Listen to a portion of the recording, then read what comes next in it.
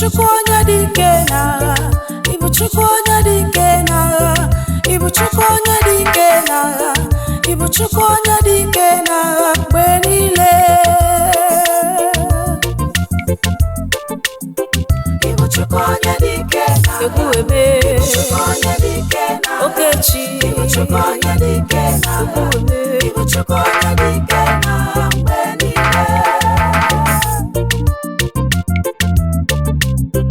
Ibuchukwu onye dike n'agha, Ibuchukwu onye dike n'agha, Ibuchukwu onye dike n'agha, Ibuchukwu onye dike n'agha mgbe niile. Ibuchukwu onye dike n'agha, Ekwueme, Ibuchukwu onye dike n'agha, Okechi, Ibuchukwu onye dike n'agha, Ekwueme, Ibuchukwu onye dike n'agha mgbe niile. Ibuchukwu dike n'agha mgbe niile maka na imere n'ime ndụ m. Echetara mgbe m malitere ọrụ m, ọtụtụ ndị mmadụ ndị na-ekwu okwu ọjọọ dị iche iche na-asị na m agaghị agafe a, na m agaghị aga n'iru n'ọkpụkpọ oku m. Mana n'ụbọchị taa, gị bụ Chukwu onye bụ dike n'agha, i mere ka ha bụrụ ndị ihere mere n'ụbọchị taa, maka na isigo n'ikpe ahịhịa wee bunie nwa ọgbụgbọ ogbenye enu, onye ndị mmadụ amaghị na ị ga-ebuli m enu n'ụdị a, mana i mere ya ọbụna dị mgbe ọ dị ka olileanya na-adịghị. Ọnya ka m ji wee sị n'ịbụ dike n'agha mgbe niile. Eze-Mo, Ume-Mo, Ndụ-Mo.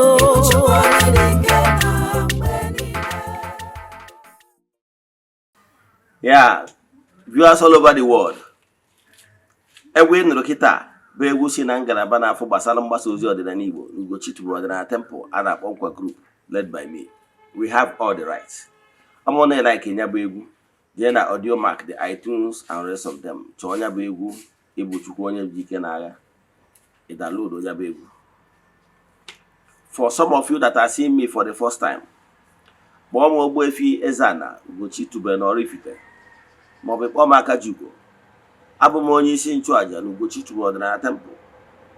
Anyị na-agba afa miri emi, rụkwazi ọrụ mmụọ dị iche iche.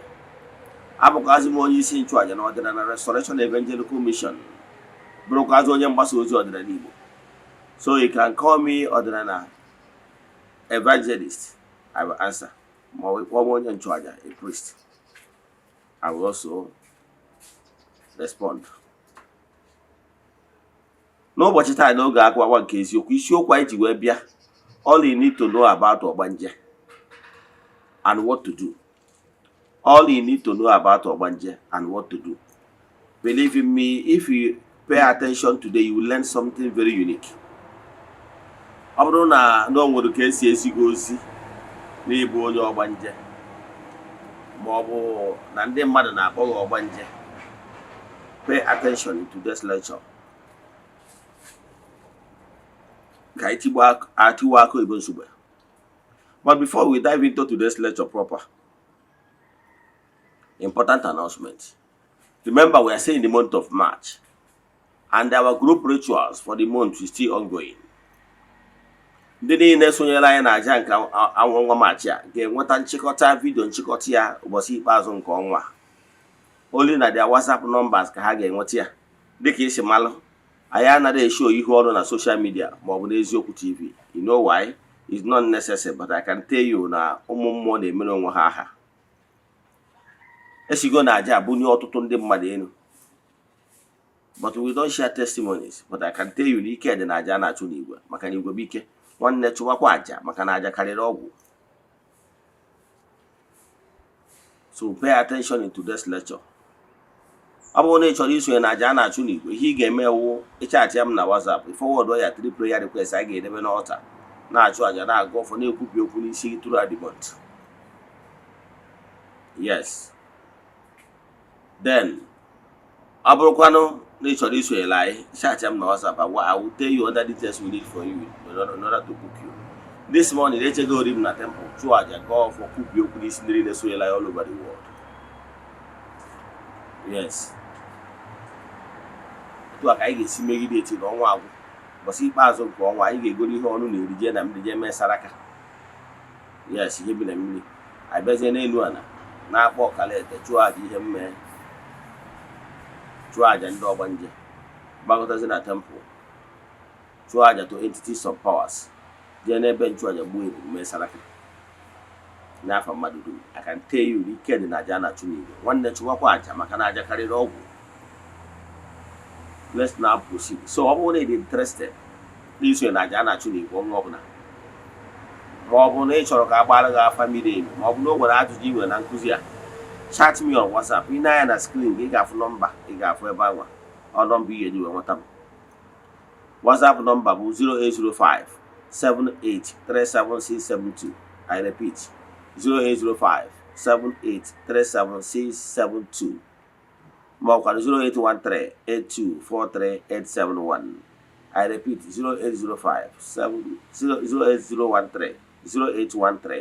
0813-0813-8243871. I repeat 0813-8243871. These are WhatsApp numbers. Now ka anyị gabazie n'iru na nkụzi anyị dị maka ya wee bịa. A gwara gị n'isiokwu anyị bụ all you need to know about Ogbanje and what to do. So today message na-agalụ onye ọbụla chọrọ ịma more about Ogbanje ma ọ bụ na gị nwa na onwe gị bụ Ogbanje na onwe gị ihe ị ga-eme. So ka anyị bidogoro na question onye bụ onye Ogbanje ma ọ bụ gịnị bụ Ogbanje. Ogbanje is derived from the word multiple entrance.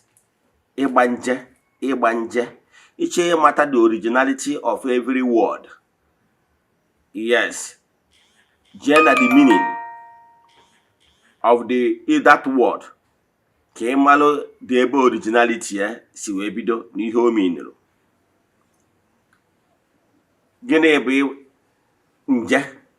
Nje bụ ihe ọ na-abụ mmadụ jekwa ojekwa ọzọ. Then onye na-abụzi ojekwa ọzọ ka a na-akpọ Ogbanje. Ịghọtara ya? The originality ka na-achịkwa. So pay attention. Ọ ihe ị nụtara taa ka ị ga-eji wee bụrụ ọkammụta. I keep telling you, seek for knowledge. Yes, I keep saying that what you don't know remains a mystery to you and not to all. Now, without missing words, that if you are knowledgeable, a borrow master, you understand how things work in creation. If you lack knowledge, you remain a slave.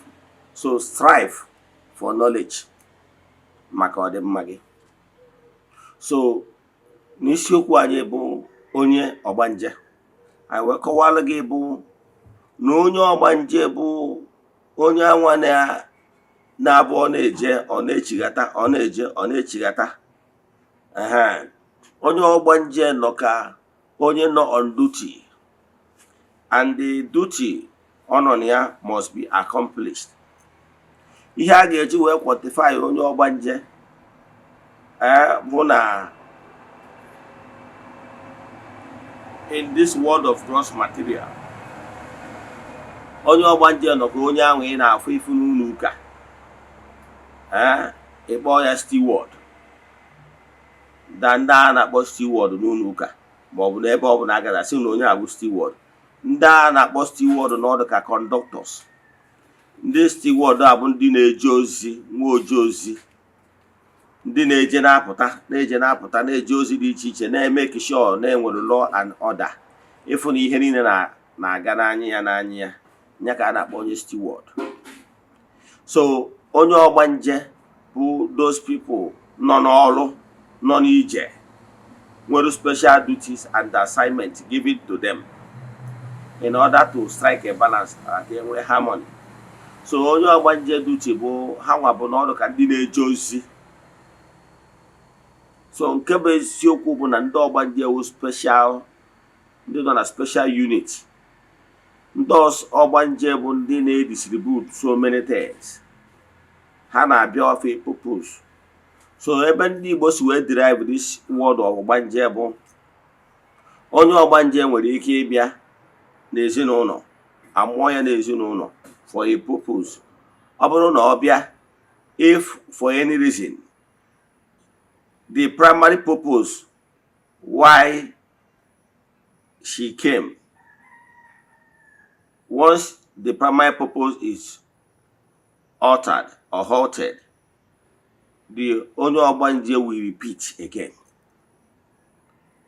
Ogbanje people, they remain focused. They keep on going and coming till they perfect their primary purpose. So onye Ogbanje nwere ike ọ bụrụ na amụrụ ya n'ezinụlọ, because of the ignorance of the people o metere na ya family. Onye Ogbanje, once the primary purpose has been severed, or maybe the primary purpose has been halted because of ignorance of ndị abịakwutere, onye Ogbanje will go back and return again. So onye abatara o ji ahụ nwere ike amụọ nwatakịrị ahụ na amụta ya n'ezinụlọ. The nwatakịrị is not properly welcome. O nwere ike o wee iwe ochigha azụ to come back again. So ọ bịakwa ọzọ, unu emetara ya ọfụma, o wekwa iwe chigha azụ, he might come back again. So onye abatara mgbe gbaa ahụ, o nwere ya awọbuzie na n'ọnwụrụ. O nwere ike amụọ ọnwụọ. Then ha sizie mba na ha chọrọ ka enye nwa amaka ka amarụ na ọ bụ ya na-abịa. Enwere ike ụfọdụ nwere ike werezie mkpịsị aka ya ma ọ something tinye ya n'ọkụ as a mark, indelible mark. Amụkwa nwa ọzọ bụrụkwa the same mark. So what am I saying? Ogbanje people are people, mysterious people. Their life na-abụ a mystery beyond human comprehension. So because na ịghọta ndị Ogbanje, their life is, they are like mystics. Let me put it this way.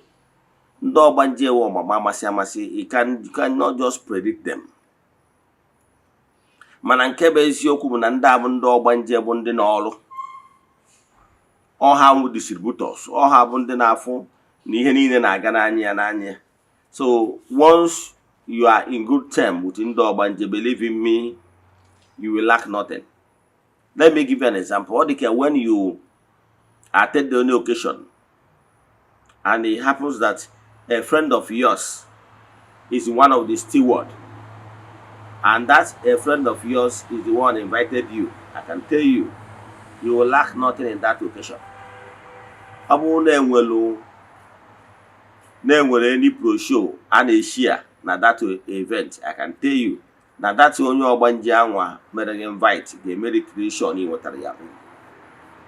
If there is anything like sharing of food or whatever, bottled water, whatever, I can tell you that onye Ogbanje ga-anwa nọ na the helms of affairs of sharing, we make sure inwetara ya own. So ndị Ogbanje ha na-anọ n'ebe gbasara distribution, ka ha na-distribute ihe gbasara material things, ka ha si distribute ihe nke mmụọ. Mana ihe mere ya bụ na o nwere ike ịghọtara ihe Ogbanje bụ all about. Yes, I can beat my chest and tell you that I'm proud to be an onye Ogbanje. Yes. Ndị Ogbanje bụ ndị na-awụ from birth. What normally happen around them is full of mystery. People don't actually understand them very well, but I can tell you, ndị Ogbanje lack nothing. From childhood, ndị Ogbanje, their lifestyle always na-awụ a mystery to others. Ị na-ene their lifestyle anya, ọ na-abụ a mystery, ị ma aghọtasị ha ọfụma. Onye ka m ji gwa gị na ha bụ mystics. Enwe nwatakịrị ya amụta ọ bụrụ Ogbanje bido from childhood. Bido from that childhood, ifu na nwatakịrị a dị very unique na ụmụaka ndị ọzọ. O nwere ike ọ bụrụ nwatakịrị nwere ike oge ọbụla ịfụrụ ya, ọ na-like ịnọrọ onwe ya at meditation, ịnọrọ onwe ya quiet moment, ọ na-like ịnọrọ onwe ya from time to time ịfụ na mgbe ụfọdụ na ọ na-ewezuga onwe ya from other children jee nọrọ ofu ebe. O nwere ike gbanye aka n'akpa ma ọ bụ nọrọ odoghị anya na ọ nọ na deep thought. Ọ na-etonite ọnwụ niile eme observe ụmụ gị ịfụ na ndị ọgbanje na-adị very quiet. Sometimes efu ya mgbe ọ ya egwu tụtụrụ mgbe ọ ya anọkwado onwe ya nọrọ onwe ndị a na-ibi n'ezinụlọ ịbata n'ezinụlọ mụsị ụmụazị ị ga-afụ na o nwere nke a na-ebehave strangely. And ọ bụrụ unu pay attention kwụsị ịkpọ ya names. Ihe na-eme family na-eme ewu ụnụ fụ nwatakịrị abụ a destiny child, nwa nwa bụ a vessel, nwa bụ na ọ pụrụ iche. Ịghọtala? Ụnụ amara ihe unu bigo na ndụ ya gbara ụnụ garị kpọọ ya nwa ọgbanje. The way isi agwụ ya okwu na-eme the child will now go back to her shield. Ọ kwụsị express onwe.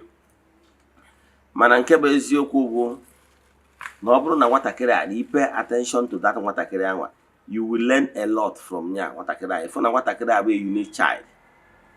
O nwere ike na omume ụfọdụ onwe ihe ọ ga na-eme dị unique dị iche, and o nwere ike mgbe ụfọdụ ọ jụọ gị ajụjụ ị na-agba n'aka na-agba n'ụkwụ na-asị ka obere nwa si ajụ ụdị ajụjụ a. Onye ọgbanje ana m achọ ịkọwara gị early signs ị ga-eji ma ha mgbe ị na-amụsị ụmụazị. Ịmụta ofu onye n'ime ya. Nwatakịrị a nọ ka bụ the connector. O nwere ike ịda agwa gị ihe na-eme na ya family. O nwere ike okwu etu ị na-achọ onye na-ekwu ya. Nwatakịrị a nwere ike ọ na-etonite ọlọ nlọ, ọ gwaghị ihe ya lọ na nlọ, and ọ gwachaghị ihe a ya eme. O nwere ike ị na-eje ahịa ị bụrụ nne ya ma ọ bụ nne ya, o wee sị gị ji ahịa na ahịa ga-agarị gị, iji ahịa agarị gị that day in a special way. Ọ gwa na obi adịrị ya mma, ọ sị gị na ihe ị na-eje na ọ ya amịta mkpụrụ, ọ ma amịta mkpụrụ. Onye one of the reasons ụfọdụ ndị mmadụ ji hate ha from birth, maka na o nwere ike esi ya ịkpasuo ya iwe, ọ sịghị ụkwụ gbajikwa agha ebe ahụ in retaliation n'iwe ahụ ịkpasuru ya, ịpụ ọnụ ụzọ ịkpọ ụkwụ n'okwute ọbara agbawa. Ụmụnne batazie they will descend on the child sị ya iwu ọgbanje, ọ maka na ikwuru ya ka anyị wee merụọ ahụ. Ịfụ na okwu a na okwu n'ọnụ omezuo from child. Ọ ga-ebido na childhood na-exhibit that particular character dị n'ime ya. That was a special gift. Mana ụnụ aghọtara the approach eji eso onye ọgbanje. Ịchọ ịfụ the best of ndị ọgbanje. Onye ọgbanje gbaa gị aka ahịa na ije ahịa ịzụba ahịa. Onye ọgbanje gbaa gị aka ahịa. That is why m na-asị gị when I was growing up, na ya dị ebe anyị biri mgbe ahụ, all face me and face you. Then mpụta n'ụtụtụ nwere ụmụ agbọghọbịa ndị Eze-Agụ anyị na ha bi na ya dị mmadụ na-abụ na-eji elebe abacha. Na-akwado akwụkwọ eto ha nwa na-akwado iri abacha ha. Ha ya achọ ka mbụ ha ahịa, maka na amaghị na mbụ ha ahịa they will sell very well. The truth of the matter bụ na onye ọgbanje nwere ike ọ na-anọ nwayọọ, mana I can tell you na eprovoke oyi okwu a n'okwu ọ ya emeso. Mana ọ bụrụ na ị chọrọ inweta their best, na-akarị ya nwatakịrị ahụ as a special child, I can tell you unu ga-benefit a lot. Ihe onye ọgbanje na-asụ ọ bụ ihe ga na-akpụ ya names. Ịkpọwa ya names, he or she will retrieve back. Ọ ma na-ekwuzi okwu, ọ ma na-agwazi unu okwu. O nwere ike asị na nwa na-adị ama obi ya na ọ dị ukwu ụnụ ka ọ sụrụ ya. Mana o nwere some certain words you must avoid. Don't be calling that child Ogbanje, you Ogbanje, ma nka nwa Ogbanje. That particular statement is a no-no to onye Ogbanje. Ịkpọ ya names in a way of blasphemic, ikwulu ya no. Ị na-ekwu ha n'ụdị okwu a, ị na-ekwu out of inedi anya. ịfụ obidozie ọ na-anọrọ onwe ọ ma na-agwazi unu ihe jeka ime ọ ma na-agwazi unu obi ya unu emenwugo ya obi so ihe unu kwesịrị ime mgbe mana ọ bụrụ na ịnwe nwata onye ghọtalụ maka esi guide those special children ihe ị ga-eme bụ gbanwa ịfụrụ ya ụfọdụ ịfụ mgbe onye na-enweazị egwu egwu to the fullest mana ịfụkwa mgbe ọ ya anakpu n'ime onwe ọ nakpuo n'ime onwe to the fullest so ihe ị ga-eme mgbe anyị pụtara fụ na ụmụazị ibie na-egwu egwu fine mgbe anyị afụkwa na ụmụazị ibie na-egwu egwu oje nọ na one corner sosi ya nọ ọ nọ na one corner na-eme meditation ihe ị kwesịrị ime ewu show nwatakịrị a love iru ebe anyị imetụ ya aka ọ bụrụ na ọnwa gị metụ ya aka si ya ka o mere ọsọ na ọ dị mma ọ bụrụ na ị nwere ihe ahụ igotara ụmụazị igotara ya nke wetere ya nke ya ebe anwa ị na-eme ya etu anwa ọ ya feel loved nwere ike na-asị ya nke ihe nọzi ebe a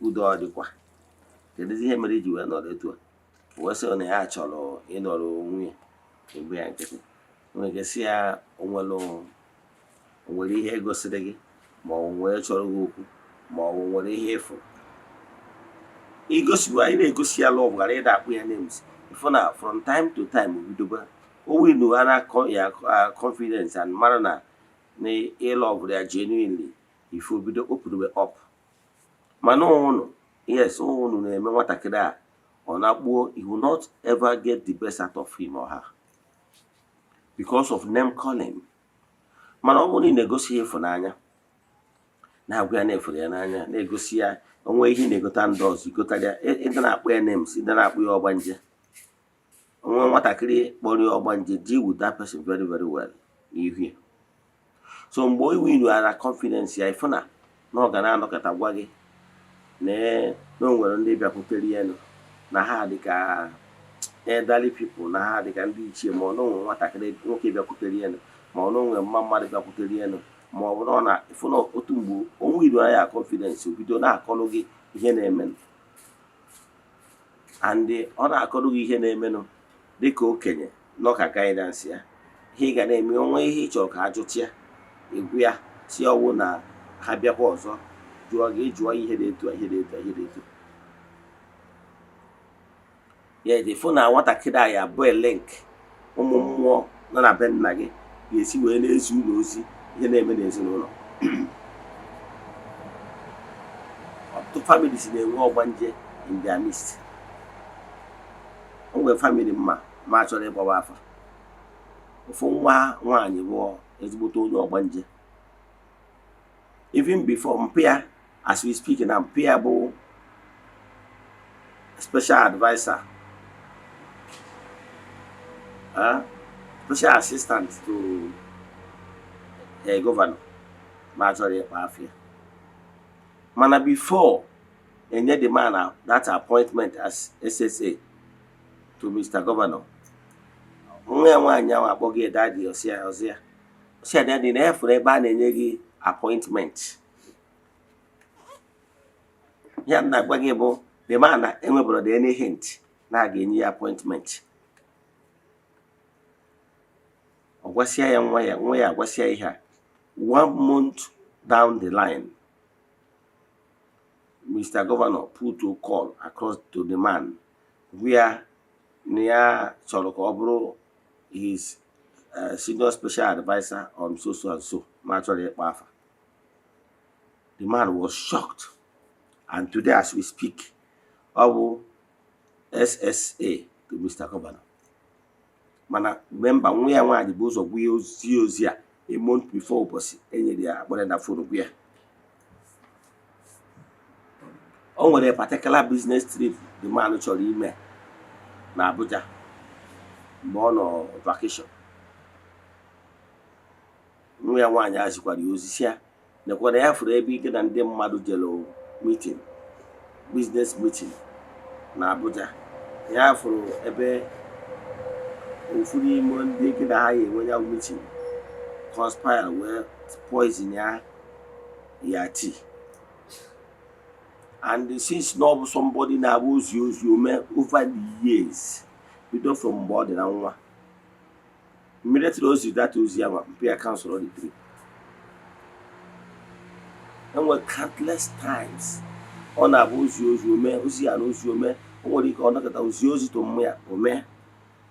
So the family that now 40 as their prophet. The man age don't want you can not go here. Makana the man who won your dinner, or what? The man who won your dinner, or what of man. So, Madam, no, they had it to them. Manakinwa, not under the influence of my voice, some of you will daily. But what I can be done and what I can now, who me, oh no, good or say, or so, Mommy is here. Or say on Auntie Susan. Never forever Auntie Susan no. And that is very serious. You say, I'm a Mechion, Eboja Gioquia. 2 days, 3 days down the line, I bought it from Lagos. So Auntie Susan no, not the very serious no. But I don't remember what I create go here. Now that is Auntie Anwa, when they were Anwa. Now that I be visit her. Therefore, the able no watching on. All nay in our watching and what I can both for or the Kusioku. You got there? For the home or for the banquet. Imana for the name a terrible mistake, for the name a bit na what I can. It's not what I can for too much. Or you offer me, he miserable in our we are agent at prayer houses. Now we are agent at prayer houses. A bog we run at prayer houses, an akabash, a name I be the shaker. Name in can name in cause. I can tell you that the name is worsening her case. Guys, you are dreading that particular child. You are making that particular child to miss the road, destined road. So I can tell you some of the families, you are the cause of the problem of your child from the beginning. At a stage, that particular child, you begin to expose that child to those people that call themselves prayer warriors. They will begin to kabash and doing a bit of shake and rest of them. All those things they are doing, that what they are trying to do is to separate that particular child with her own forces. Often they separate this particular child from her own forces. Or a magical way. Emma na watakịrị ọbụla na-abịa n'ụwa ya. Enwere ụfọdụ ụmụazị bịara nọ from Ogbanje. Ịma na Ogbanje dị ụzọ na-abụ. Enwere Ogbanje mmiri, nwa Ogbanje Eze-Ana. Example, enwere ndị bụ ndị mmiri, onye bụ onye mmiri, mana ọ bụrụ Ogbanje. Mana mụ nwere onwe personally, abụ m onye mmiri bụrụ Ogbanje.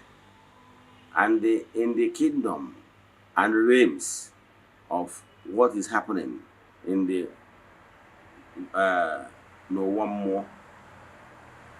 Enwere ndị mmiri nwere ndị Ogbanje, mana enwere ndị nọ na in between, like my humble self. Abụ m onye mmiri bụrụ onye Ogbanje.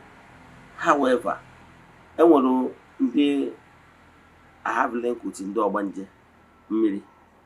However, enwere ndị bụ ndị Ogbanje nke ha bụ ndị Ogbanje Eze-Ana. Dịka nsi kọwara gị, enwere Ogbanje mmiri nwa Ogbanje Eze-Ana. Ịghọtara ya? Na onwe ndị nke ha bụ link ndị Ogbanje nke Eze-Ana. So onye na-agba afa ya agbapụta na onye a Ogbanje Eze-Ana ka ọ bụ ka Ogbanje mmiri ka e wee marụ ndị a ka esetụrụ. You need to yeah, that's those things I want to get an afụ. Onwere ike ọfụ na ọkụjuo na-achị nwa okuju anwụ. Onwere ike ọlọcha nlọpụta na ọtụsị na-ekwu ihe afụ na nlọ and okwucha ya ome. Mgbe ahụ ifiro na nwa na-afụ too much, ibido kpọgharịbịa na prayer houses. Yes. Onwere ebe some evil altars ị ga-akpụ ya wee che. Ọ dịzie ka a na-achọ ka a narị ya ihe o ji wee bụrụ odogwu. Yes, ihe mere o ji wee pụọ iche. Ụfọdụ na-asọsi ide mee nwatakịrị aghasa nwatakịrị akewa nwatakịrị na ndị otu ya. Nwatakịrị ọ ga-emezikwa ụwa ya. Ọ ajụjụ ka nna achị ugbo onye nne na nna.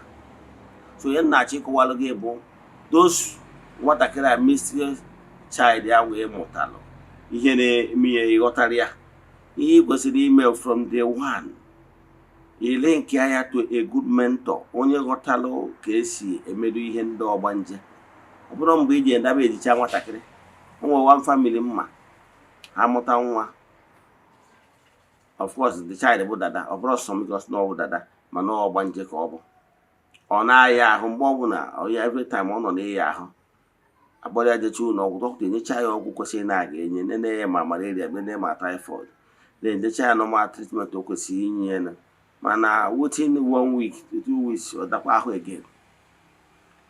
So the family isn't worried.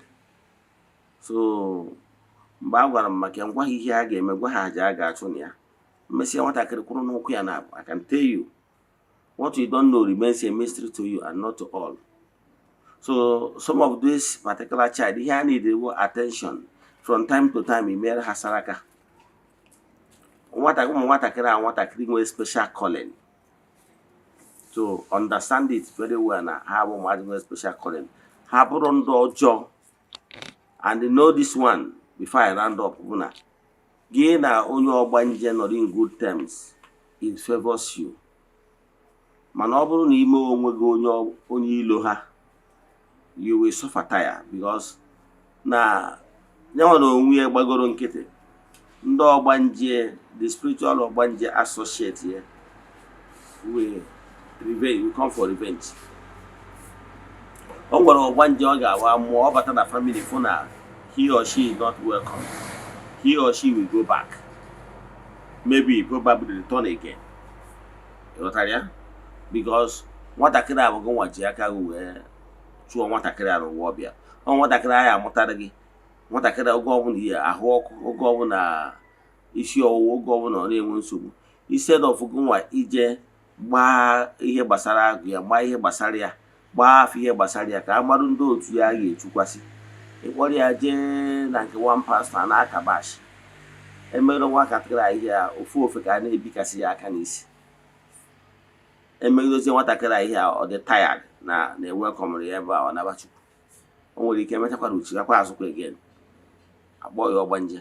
Mana gịnị ka m na-achọ ka ịghọta mmadụ na those children ndị bụ special children ọ bụrụ onye ọbụla ka emelụ ga-enwe ike ime udo wutinye nwa na ụmụ mmụọ ihe achọwakwa onye ọ dị ka ọ dị ya ịghọtara ya ihe achọgba onye ọ dị ka ọ dị ya ga-eme ihe gbasara ya efu ka nwatakịrị achịkọ ọnụ.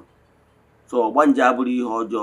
Ọgbanje wụ their mystics or special children nwere special gift ọ ihe anwụ na ihe gbasara ya gbarụ ndị mmadụ gharị na ihe na-eme na ndụ ya gbarụ ndị mmadụ gharị ka ndị mmadụ ji akpọ ya ọgbanje. Onye adọkịta fụ onye ọya wee mee ndị masị ụlọkwa onye awa ọgbanje maka na ọ na-abịa n'ahụ and okwu ome asị na ọgbanje ka ọ bụ. So iche ịnweta the best out of ndị ọgbanje always give them freedom. Yes, mgbe ọbụla ha feel to be left alone allow them ka ha na ezumezu ha kparịa. So ọgbanje abụrụ ihe ọjọọ. The only thing bụ na ọ bụrụ na ịmụta nwa bụ na onye ọgbanje chọba onye ma ihe gbasara ndị ọgbanje ka ọ align nwatakịrị a na ezumezu ya ka nwatakịrị a kwụrụ n'ụkwụ ya na mana ofu ihe ka ị ga-ama gbasara ndị ọgbanje ndị nwere special gift and I can tell you ndị nwere those ndị a nwere special gift bụ ndị ọgbanje they lack nothing on earth. They lack nothing because ha nwa n'onwe ha nọ na distributing point.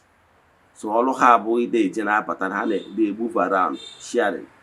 So nwere mgbe ha ga-eshi acha gbara aka ịghọtalụ ọgụgụ n'ebe a na-eme meeting a na-ewepụta ihe ndị stewards ịghọtalụ debe iche ha kechazie ndị mmadụ they enjoy themselves. So what am I saying today bụ ịmụta those unique child give that child a unique attention. Na ọ bụkwa na gị nwa na onwe bụ onye ọgbanje na onwe gị ikwe na ka ndị mmadụ na-expose gị na negative altars. Ihe ị ga na-eme onye ọra na-asị ka o kewa gị na ndị otu gị na-achọ ka ọ dabaruo ihe niile gbasara gị ka o tinye gị na nsogbu. So you don't need to severe yourself from ya ndị otu. Ihe ị nidiri ime bụ ke align no with ya ndo, because no how understand you perfectly. All how we are backbone ki we mo wa ki we de ude. Opuro ta ka ndị Ogbanje dị bara ka mmalụ ga ndị Ogbanje bụ ndị a na-adị very unique in their life. Enwere ike onwe ife ha na-asọ ma ife fa agwa papa emena. Their life na-adị very unique, ha na-adị very religious. Ofu onye n'ime ndị Ogbanje pụtara ihe ị ga-eji wee maka, if I must quote Bible, it goes the story of Samson. Samson bụ onye Ogbanje. Samson from mgbe before adị ime ka a bịa gwa nne na Chukwu Okike adịgokwana ayịyọ gị na o nwere nwa nwoke ị ga-atụ ime ị ga-amụ, na nwatakịrị nwoke a ga-abụ a Messiah to his people. Yes, na ọ ga-ebu dada na ihe a ga-eji mara ya, mana gị bụ nne na ị ga na-asọ ịṅụ mmanya na-aba n'anya. Enwere ụfọdụ ihe a gosiri nne onye nwa ama eri asị nne ya ka o wee ghara idefine the child. Nne ya edokwara iwu ndị a tiri amụsịa nwatakịrị a. Wee sị na nwatakịrị a na ọ ga-akpa dada, mana nwatakịrị a agụba agakwana ya n'isi. And when Samson ka o wee remain connected with ndị otu ya, and Samson maintained that particular thing till at a point when he got married to Delilah. You know the story. Yes. So what I can tell you, na enwere ọtụtụ ndị Ogbanje. Ndị Ogbanje a nwere ife fa na-asọ, nwere ihe na-eme na ndụ ha ga-abụ pay attention na ndụ onye a ifu na nwere something very unique n'ihe gbara ndị mmadụ gharị gbasara ndụ ya. Mana nke bụ eziokwu na ndị Ogbanje lack nothing. Ihe ọbụla bụ ife ha chọrọ, they get it. Etu ha esi get ya ihe na-asị mana all mysterious power in them. They may whatever they long for, they get. Ha get here with you want to get surprise. Ị ga na-agba n'aka na-agba n'ụkwụ na-asị ọka osime. Their life is full of mystery. Ka nkwụsị ebe a. Inwe ajụjụ ị nwere eju n'ihe gbasara ndị Ogbanje ya na ihe ị kwesịrị ime asị onye Ogbanje, echefukwara bụ na ewu onye Ogbanje. Don't allow ofeke ka ọ bịa na-ebi gị aka n'isi ma ọ na-emerụ kabashi. Go back to your root. Chọọ onye Ogbanje ibe gị ka okwu bi okwu rụọ ọrụ n'ụzọ gị. Ọ bụrụ na iwu onye Ogbanje nwere ndị nkwute akpọ ọkala ete, jebe chọba onye Ogbanje ibe gị ka o jee chukwa mee ihe ị kwesịrị ime ka enwe harmony between you and the forces so gị, ka ị wee kwụrụ n'ụkwụ gị na-abụ, ka ihe ọbụla funarịrị gị efunarị wee nwee ike chighata, maka na adịghị ka ibe na-agụ akwụkwọ ọ na-agbawa obi. Ka nkwụsị ebe a. Inwe ajụjụ na nkụzi a maọbụ na ịchọ ka agbara gị afa miri emi, chat me on WhatsApp 0805 78 37672. I repeat 0805 78 37672 or 0813 8243 871. I repeat 0813 8243 871. maọbụ na ya na screen gị ị ga-afụ nọmba ndị a mkpọrọ na screen. Thank you. May the blessing of Chukwu Okike be with you all. May you be favored. May you be protected. May the work of your hands begin to yield fruit. May you be prospering. N'aha Chukwu Okike nke pụrụ ime ihe niile, onye ike niile si n'aka ya bịa. Ka emesịa.